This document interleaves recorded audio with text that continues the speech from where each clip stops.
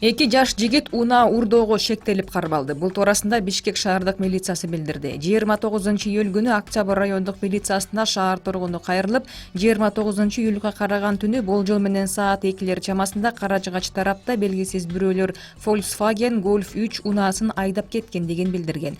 Бул окуя кылмыш жана жойруктардын бирдиктүү реестеринде каттоого алынган. Бул ишке шектүү катары 18 жаштагы балдар кармалып, убактылуу кармоо жайына киргизилди. Жаңы үлгүдөгү транспорт каражатын каттоо жөнүндө күбөлүк колдонууга киргизилди. Бул туурасында мамлекеттик каттоо кызматы билдирди.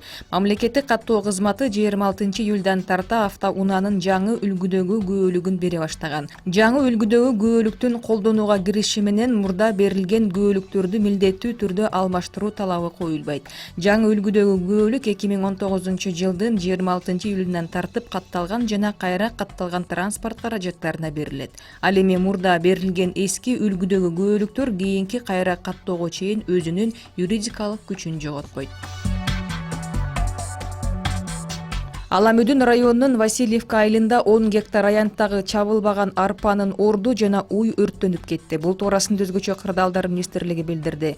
Ал эми күбөлөрдүн айтымында уй сазга тыгылып чыга албай жаткан учурда айланасындагы арпа өрттөнүп кеткен.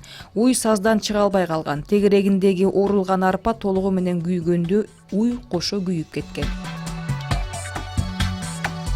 Кечээ 2:30 чамасында Сокулук районунда ылдамдыгы секундасына 14 метрге жеткен шамал катталды. Бул туурасында Өзгөчө кырдаалдар министрлиги билдирди. Маалыматка караганда шамал Сокулук айылында жайгашкан маданият үйүнүн 180 чарчы метр чатырын учуруп кеткен. Кырсыктан адам өмүрүнө зыян келтирилген эмес.